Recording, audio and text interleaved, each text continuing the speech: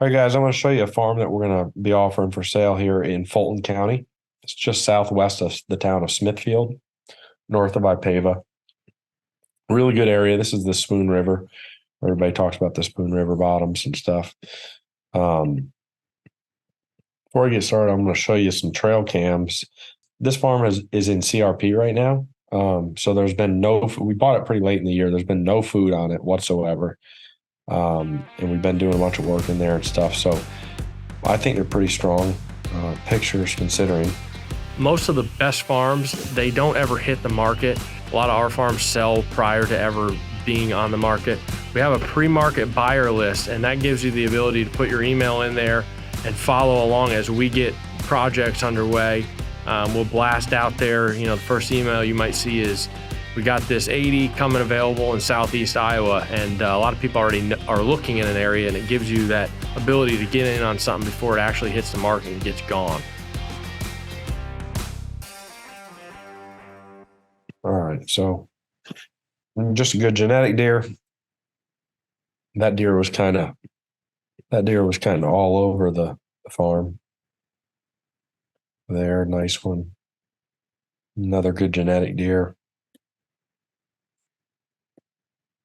This deer was kind of all over. That was a different deer. He's pretty nice, probably mid-50s or something. Another good genetic deer. This deer, he looked big. I mean, he who knows if he looked like he had a couple points broke, but that deer could be north of 180. You could see in that picture mass. And then that's him again. It's a bad picture, but you can see the big beam. And then that's him again.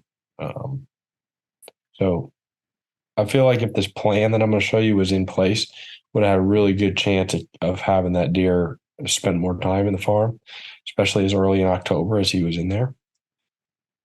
The farm is in CRP right now. It hasn't been in that long, so it would not be a ton of money to buy it out. That's something that if you want to do, we can kind of work that out and help you through that process. Kind of negotiate that in the price. What I would do is I would switchgrass this to screen it from the road and have me a little parking / cabin / container or whatever you want there. And then I would just access right through my switchgrass here to a blind, and I would split this, and I'd have probably a clover on this side, and then maybe either, winter wheat and rye, just cereal grains, or brassicas, just two different types of food. So those deer tend to congregate back and forth right there in that pinch.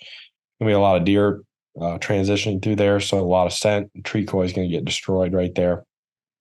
What I call our corn boxes that are on jack stands.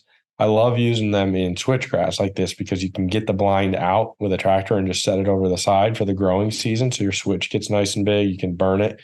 And then when the season comes, you can just bring it over and plop it down in there. And then also, like if I showed up to hunt and we had a northwest wind and I had a big deer coming in here, especially if I knew where he was coming, like he was coming in over here or whatever, I'd just scoop that blind up and put it over here. You could also put a stand there, but that's what's so nice about those jack stand blinds. You can pick them up and move them around like a hanging hunt setup. And that's 0.85 acres. I'd probably plant that into corn or beans, and then I would just fence that off so that they didn't smoke it all before you wanted them to. And then I just take the fence down as the season came around. I take it down from that corner to like here, and I'd open that up so that I don't let them destroy all of it. And I have some for late season, and mow that corn. And if it's beans, I'd overseed it in rye and turnips. So you'd have a line right here for the season: rye and turnips, clover, standing, corn or beans. There's a really cool spot down here. These points all come together, and it's kind of there's like a flat down here in the woods, and it's a little wider than it looks on that topo. There's like a 30-yard flat in the woods there. Goes right down through here. There's tons of rubs on it. Rubs coming off this point. I think that a straight north or northwest would somewhat maybe blow true coming down through here. If not, honestly, November 5th to the 13th, where you really want to be in there anyway, or the 16th to the 21st, whatever, gun season. Those, especially in the mornings, those thermals are rising, those deer are crazy. I'd just get down in there and hunt it. It's a cool spot.